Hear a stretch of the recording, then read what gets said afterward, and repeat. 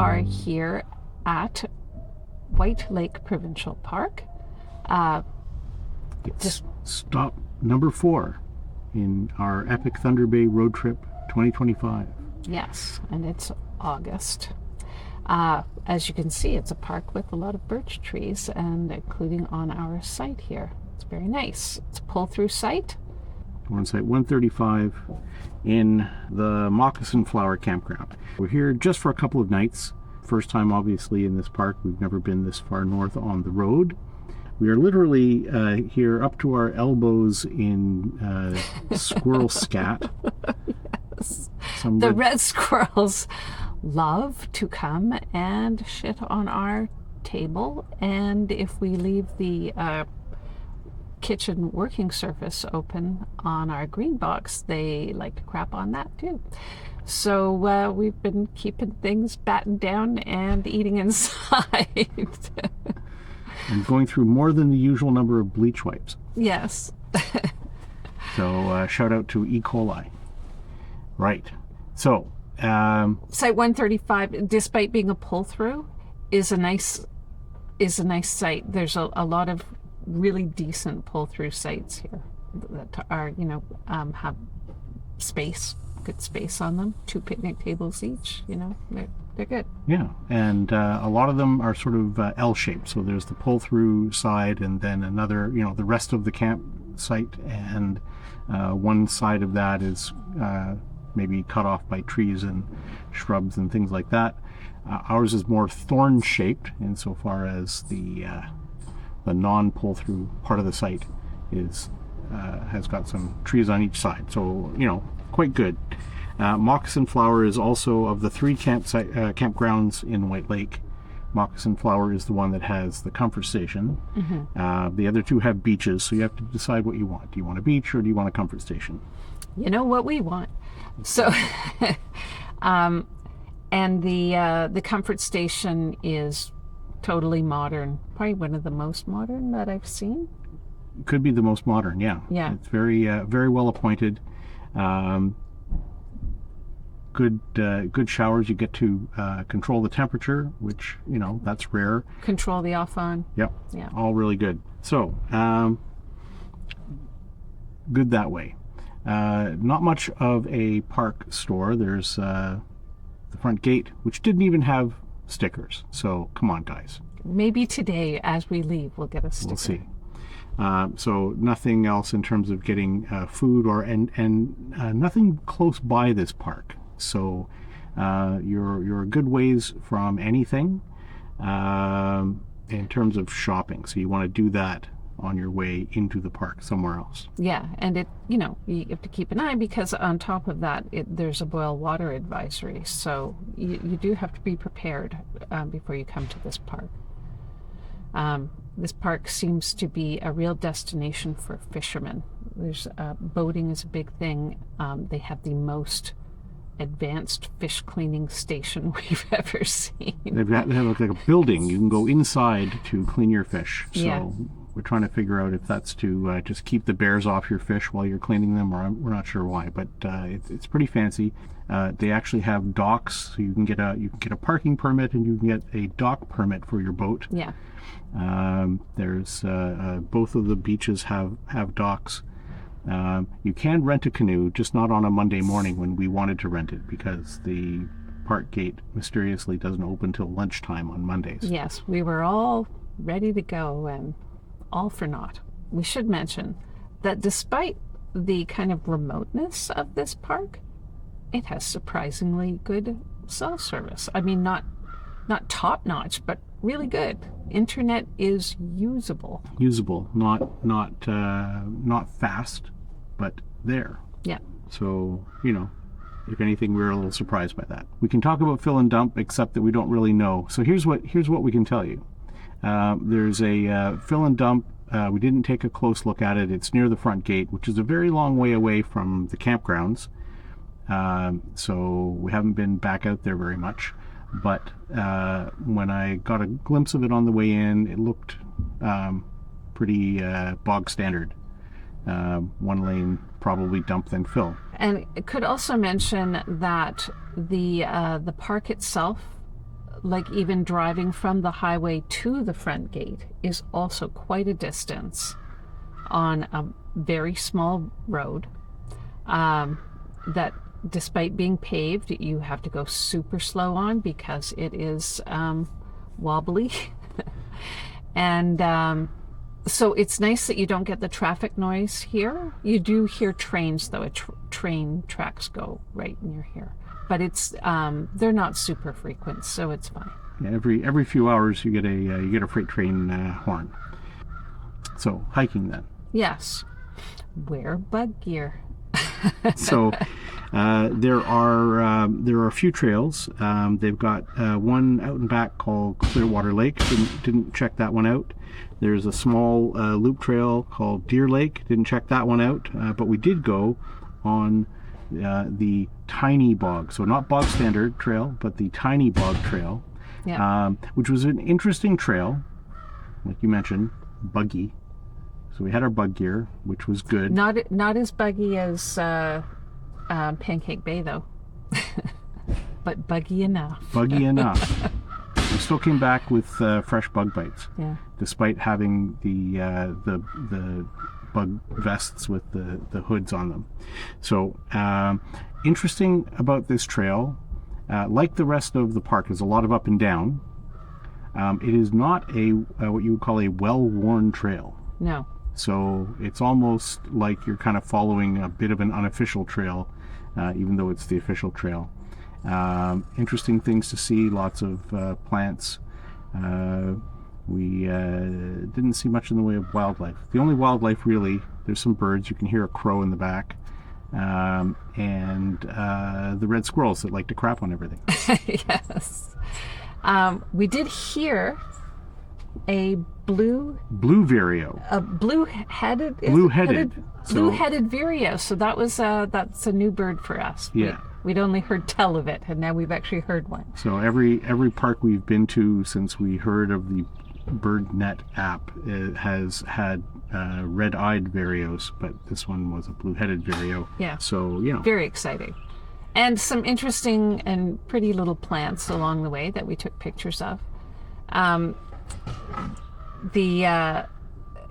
thought it was interesting that this trail was rated difficult, and we found it moderate.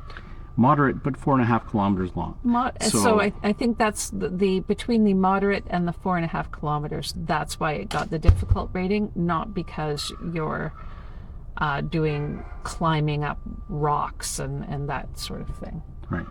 Yeah. So despite our best intentions, we did not get to do any paddling. But it looks like it might be, the park is on White Lake, and which seems like a pretty good sized lake, and there are some little islands and things. There will be motorboats, lots of people fishing in their motorboats, but the paddling looks like it could be pretty good. So if we did come back to this park, I would do it not on a Monday, so that we could rent a canoe and see what we can see. Yeah. They might have discovery programs. Yeah, they did on the long weekend. Okay. Yeah, we don't. We got here too late for that. We got here too late for that.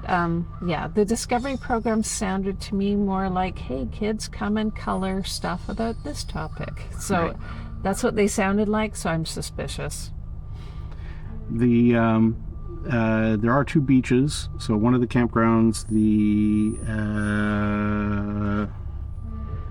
Sundew campground, has a beach, by which they mean like 1.5 feet of sand before you hit the water. So not much of a beach there. The day use beach is more of a real beach.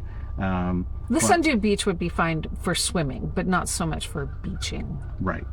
The day use beach on the north side, which is quite close to the Wood Lily campground, that is more of a real beach. But it's if you are looking for beach stuff, stay at Pancake Bay. Yeah. So no comparison there. Yeah, no, it's a small lake beach. Small beach on a small lake. So. Right. So Other than the other trails, which we didn't get to, which, if we were here longer, I think we would have gotten to the other trails. There's not a lot to do in the area. I think, what people come to this park to do is fish. Yeah. We're not close to any towns or anything that we can get to. So this is the place to come and paddle or fish. And you can, there are a few trails you can hike.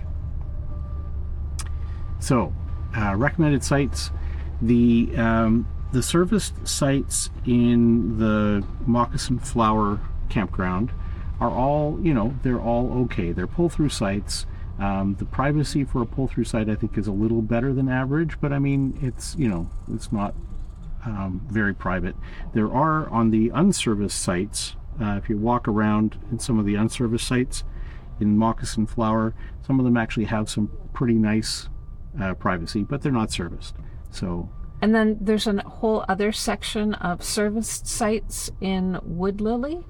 Now, they are quite nice sites. It looks like there's a lot of people there that just settle down for a long time, right? Mm-hmm. You can tell they're settled in. The thing is, they are a far walk from the comfort station. So I think the people that are settling in there have fully equipped trailers and aren't depending on the comfort station even for showers, I imagine, or they drive to the shower. Something like that. So it's but there's some beautiful sites there. Sure, to be sure. Yeah. Moccasin Flower, I think, would be where we would tend to settle. Yeah, and frankly, the pull through, that was our fastest setup ever, right? Yeah, it was very easy, not too challenging to level or anything like that.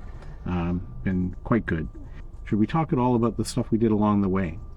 Oh. On the way, we stopped in Wawa. Yeah. We saw the Wawa goose. Saw the goose. We saw various geese. There's, the official one. There's a mosquito buzzing around your head.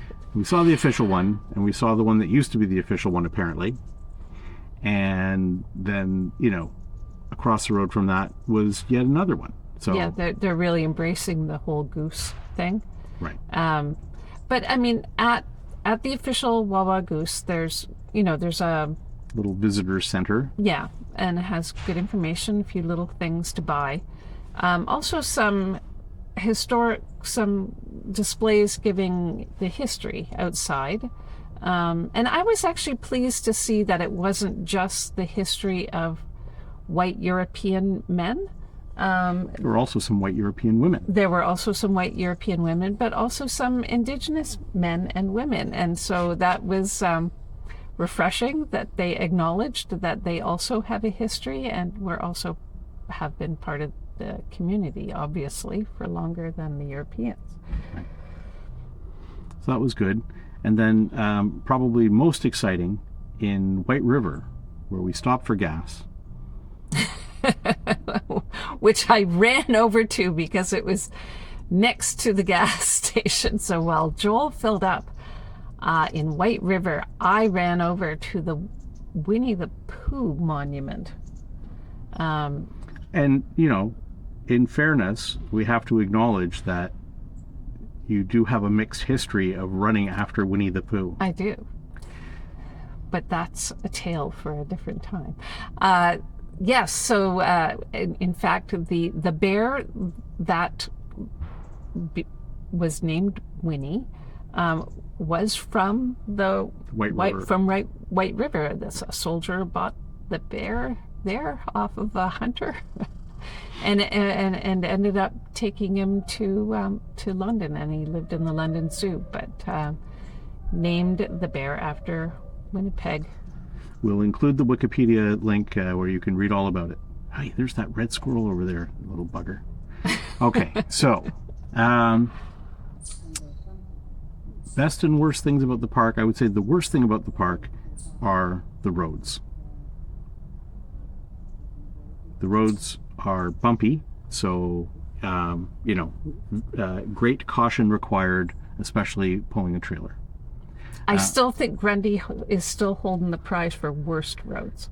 Grundy had some terrible road, but yeah, there's worst thing about the park, probably the roads. The best thing is that it's a nice spot if you're heading along the north side of Superior. It's one of the only park so far that we've stayed in, and perhaps until Sleeping Giant, the only park we will stay in where you're not right on the Trans-Canada. Yeah, you escape the highway. Yeah, so that's nice. I imagine the paddling will be good if we ever get a chance to do it. So I would certainly stay in this park again. Yeah. The facilities are modern anyway. That's good. Mm-hmm. If not plentiful. The kaibos themselves, though, are basic pit kaibos. Yeah. And I found them to be clean and relatively recently constructed. The one I used anyway. Relatively bug-free, not scent-free. Yes. So there it is, White Lake, stop number 4, and on we go.